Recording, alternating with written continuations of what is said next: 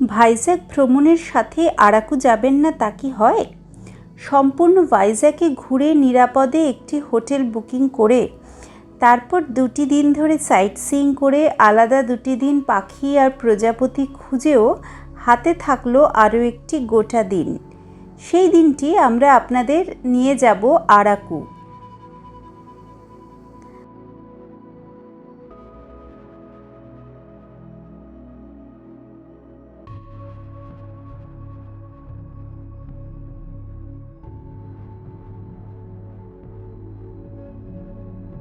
ভাইজ্যাক ভ্রমণের অন্যান্য detailed video, সমস্ত খরচের হিসেব সব কিছু পাবেন ভাইজ্যাকের প্লেলিস্টে। লিংক দিয়েছি আই বাটনে ও ডেসক্রিপশনে। ইচ্ছে হলে একবার সেটিও দেখে নিতে পারেন। আরাকু 4ভাবে যাওয়া যায়। 1 নম্বর, ভাইজ্যাক থেকে সরাসরি গাড়িতে যাওয়া এবং আসা। 2 নম্বর, ট্রেনে গিয়ে ট্রেনে ফিরতে পারেন। 3 নম্বর, এপি ট্যুরিজমের বাসে আরাকু যাওয়া এবং আসা। 4 নম্বর, সবচেয়ে জনপ্রিয়তম উপায় হলো ট্রেনে যাওয়া এবং বাসে ফেরা। কারণটা বলবো ট্রেনে যাবার পথে। সকাল সকাল হোটেলের গাড়ি আমাদের স্টেশনে ছেড়ে দিয়ে এলো। 6টা 50-এ ট্রেন, কিরণডুল এক্সপ্রেস।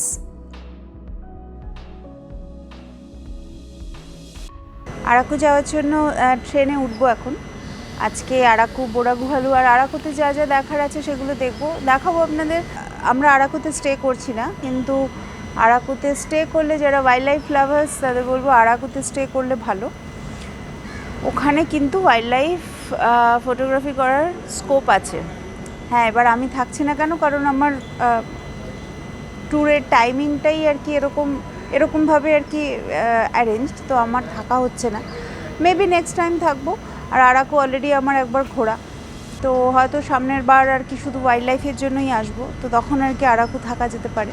কিন্তু আরাকু বা আরাকুর কাছাকাছি, আরাকু থেকে অ্যারাউন্ড 40 কিলোমিটার্স এরকম বিভিন্ন প্লেস আছে যেখানে প্রচুর বাটারফ্লাইজ পাওয়া যায়। আমাদের কোচ হচ্ছে ভিস্তা ডোম, পেছনে যে দাঁড়িয়ে আছে এই ট্রেনটা।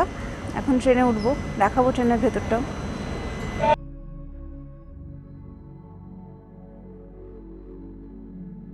কাচের এই ভিস্তা ডোম বগিতে আরাকু যাওয়াটাই একটা এক্সপিরিয়েন্স। সম্পূর্ণ শীতাতপ নিয়ন্ত্রিত এই বগিতে 180 ডিগ্রি ভিউ পাওয়া যায়। এর টিকিটের চাহিদা সবসময় তুঙ্গে থাকে, তাই টিকিট পাওয়াটা বেশ কঠিন।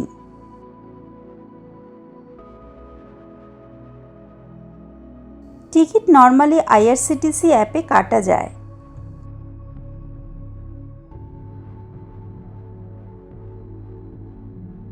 আরাকু যাওয়ার পথটি বেশ সুন্দর। দুপাশে বিস্তীর্ণ পাহাড়ের সৌন্দর্য দেখতে দেখতে বেশ সময় কেটে যায়। পাহাড় কেটে তৈরি হওয়া 58টি টানেল এবং 84টি ব্রিজ পেরিয়ে ট্রেন এগিয়ে চলে গন্তব্যের দিকে। এর আনন্দই আলাদা।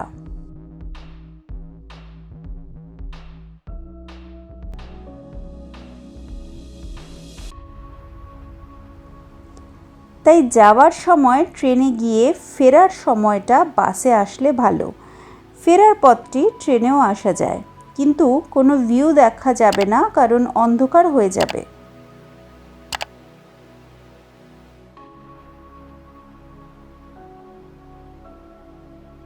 বোরাগুহালু স্টেশনে নেমে বোরা কেভ দিয়ে শুরু করা যায় সাইট সিইং, অথবা নামা যায় সর্বশেষ স্টেশন আরাকুতে। আরাকুতে নেমেছি, এই যে আরাকু স্টেশন। এবার এখান থেকে ট্যাক্সি বুক করতে হবে, ট্যাক্সি অর হোয়াটএভার। দেখতে হবে যে কি পাওয়া যায়, যাতে লোকাল সাইট সিইংগুলো হয়।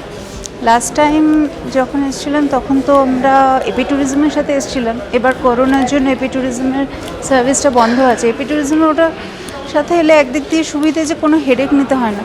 1500 থেকে 1800 টাকায় নন এসি এবং 2500 থেকে 3000-এ স্টেশন থেকেই এসি গাড়ি ভাড়া করে ঘোরা যায়। আরাকুতে সাইট সিইং করার জন্য অনেক গাড়ি পাওয়া যায় স্টেশনের সামনে থেকেই। গাড়ির ড্রাইভার অনেক সময় প্রচুর বেশি ভাড়া হাঁকেন, সেক্ষেত্রে দরদাম করে নিতে হবে। তবে অযথা তিক্ততা কখনোই কাম্য নয়। ড্রাইভারের সাথে তিক্ততার ফলে ঘোড়াটা নষ্ট হয়ে যেতে পারে। দামে না পোষালে আলাদা গাড়ি দেখে নেওয়াই বাঞ্ছনীয়। শেয়ারে গেলে 400 থেকে 600-র মধ্যে পার হেড খরচ হবে।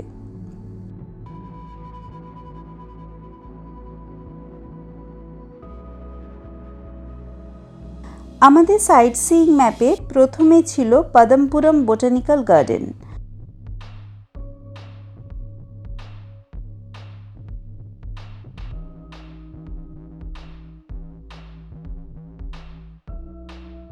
প্রচুর ঔষধি গাছ, সাধারণ দেশি বিদেশি ফুল গাছ ইত্যাদিতে ঠাসা এই বোটানিক্যাল গার্ডেন। এন্ট্রি ফি বড়দের 40 টাকা ও ছোটদের 20 টাকা।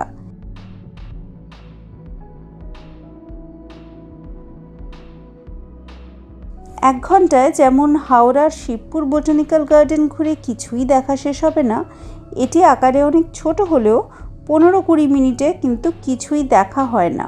কিন্তু সাধারণত একদিনে সব স্পট ঘুরে দেখতে গেলে এই সময়টুকুই বরাদ্দ থাকে।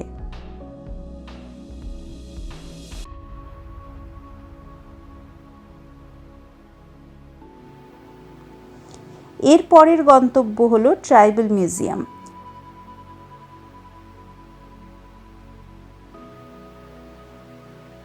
পদমপুরম গার্ডেনের পর ট্রাইবাল মিউজিয়ামের যে প্রেমিসেস তার মধ্যে ঘুরে বেড়াচ্ছি। প্রচণ্ড রোদ, আর এখানে ওই ট্রাইবালদের হাতের কাজের কিছু জিনিসপত্র পাওয়া যায়। ওদের বাড়ি আর কি, যেরকম স্টাইলে এখানকার আদিবাসীদের বাড়ি হতো, এই যে সেরকম কিছু বাড়িটারি এরকম তৈরি করে রাখা আছে। আদিবাসীদের জীবনযাত্রা, তাদের সংস্কৃতির সাথে পরিচয় করানোর জন্য তৈরি হয়েছে এই ট্রাইবাল মিউজিয়াম। এন্ট্রি ফি বড়দের 40 টাকা ও ছোটদের 20 টাকা। ভেতরে নৌকো চালনা, তীর ছোড়ার মতন খেলার ব্যবস্থাও আছে। আদিবাসী গ্রামের আদলে তৈরি হওয়া এই মিউজিয়ামে আছে তাদের জীবনযাপনের ছবি। এখানে আছে তাদের হাতের তৈরি মশলা ইত্যাদির পসরা।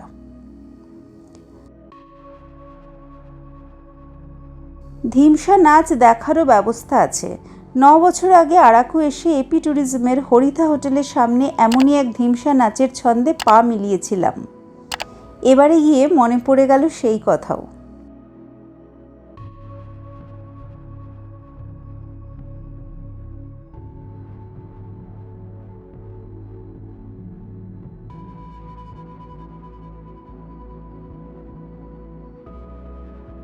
সাস্টেনেবল ট্যুরিজমের একটা বড়সড় মানে হচ্ছে যে ওখানকার যে লোকাল যারা আছে তাদের থেকে আর কি প্রোডাক্ট কেনা বা তাদেরকে কোনো রকমভাবে হেল্প করা, যাতে কিনা লোকাল অর্থনীতি চাঙ্গা হয়।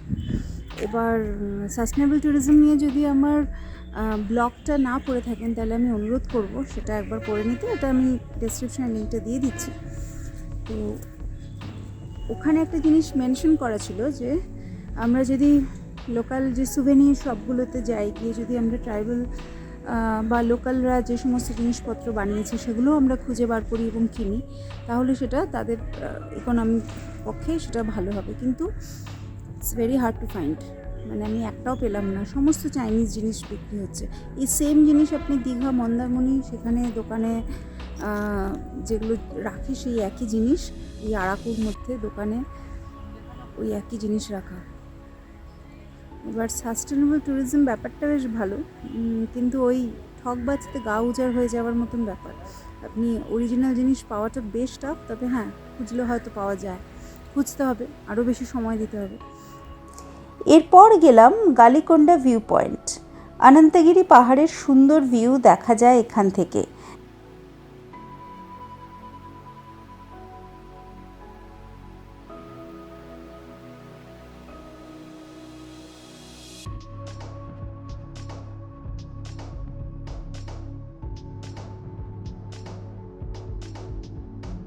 যারা হিমালয় লাভার্স তারা কম্পেয়ার না করলেই ভালো, কারণ দুটি পাহাড়ের গড়ে ওঠার কারণ, প্রকৃতিগত বৈচিত্র্য, বায়োডাইভার্সিটি সম্পূর্ণ আলাদা। এখানে ছবি তুলে আবার গাড়িতে উঠে রওনা দিলাম পরের পয়েন্টের উদ্দেশ্যে।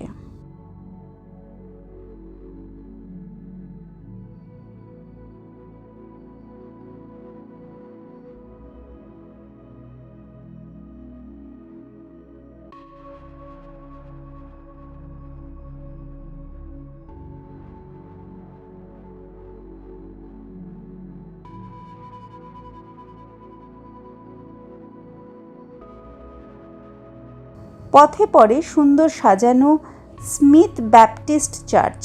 ছবি তুলে তারপর এগিয়ে গেলাম কফি প্ল্যান্টেশন দেখতে। পাহাড়ের গায়ে বিস্তীর্ণ জায়গা জুড়ে আছে কফি চাষ।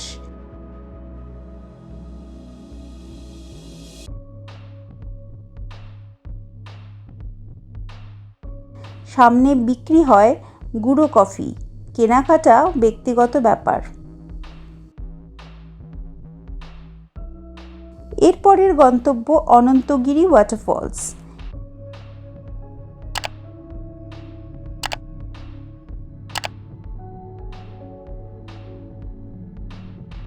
এখানকার ভিউ দারুণ সুন্দর। সিঁড়ি বেয়ে ঝর্ণার নিচ অবধি পৌঁছানো যায়, তবে বর্ষার পর এর রূপ খোলে। আমরা মার্চে গিয়ে খুব বেশি জল পাইনি ঝর্ণায়। ভিউ পয়েন্ট থেকে ছবি তুলে এরপর সোজা গেলাম বোড়াগুহালুর দিকে। পথে শুটিং পয়েন্ট বা কফি মিউজিয়াম জাতীয় আরও কিছু ছোট সাইট সিইং পয়েন্ট পড়ে, কিন্তু ওদিকে আর সময় না দিয়ে গাড়ি দ্রুত চলল বোড়াগুহালুর দিকে, কারণ এখানে অনেকটা সময় লাগে। কাটিকি ওয়াটারফলস আরাকুর আরেকটি বিখ্যাত সাইট সিইংয়ের স্পট। একটা স্পট থেকে সেখানে আলাদা গাড়ি ভাড়া করে কিছুটা যেতে হয়। মার্চের তীব্র গরমে জল কম থাকবে বলে ওই পথে আমরা আর গেলাম না। বোড়া কেভের যেখানে গাড়ি নামিয়ে দিল সেখান থেকে 5 মিনিটের পায়ে হাঁটা পথে ঢুকতে হয় এন্ট্রি গেট দিয়ে। বড়দের 70 টাকা ও ছোটদের 50 টাকা টিকিট মূল্য। ক্যামেরা চার্জ 100 টাকা। আনুমানিক 150 মিলিয়ন বছর পুরনো এই গুহার মধ্যে 30,000 থেকে 50,000 বছরের পুরনো প্রত্নতাত্ত্বিক নিদর্শনও আবিষ্কৃত হয়েছে। 1807-এ আবিষ্কার হওয়া এই গুহার ইতিহাস জানতে গেলে আপনাকে গুহার বাইরের ফলক কিংবা ইন্টারনেটের দ্বারস্থ হতে হবে। ভিতরে 200 মিটার মতন পথ ঘুরে ঘুরে যেতে হয়। সিঁড়ি রয়েছে আর আলোর ব্যবস্থাও রয়েছে।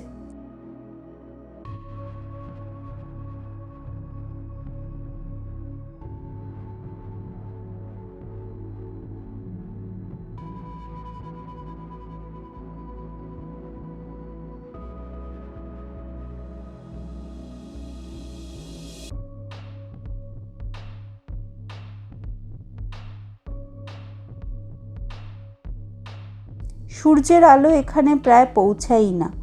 গুহার মধ্যে আছে চুনা পাথরের নির্মিত প্রাকৃতিক নিদর্শন, স্ট্যালাকটাইট ও স্ট্যালাগমাইট। প্রায়ান্ধকার গুহায় প্রবেশের রোমাঞ্চ আর ভূগোল বইয়ের পুরনো পড়া মনে করতে করতে গুহা ভ্রমণ শেষ হলো।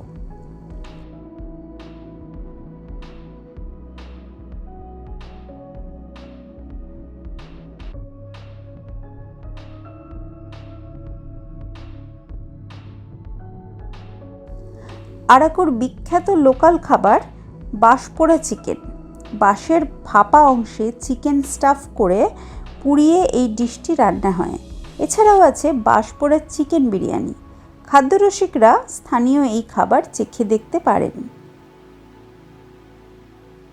5 পর্বের ভাইজ্যাক আরাকু ভ্রমণের এই শেষ পর্বটি কেমন লাগলো আমাকে জানান কমেন্ট করে। ভালো লাগলে লাইক করুন এবং শেয়ার করুন আপনার বন্ধুদের সাথে। ওয়াইল্ড ইন্ডিয়া ট্রাভেলসকে ফলো করুন ফেসবুক, ইনস্টাগ্রাম এবং টুইটারে।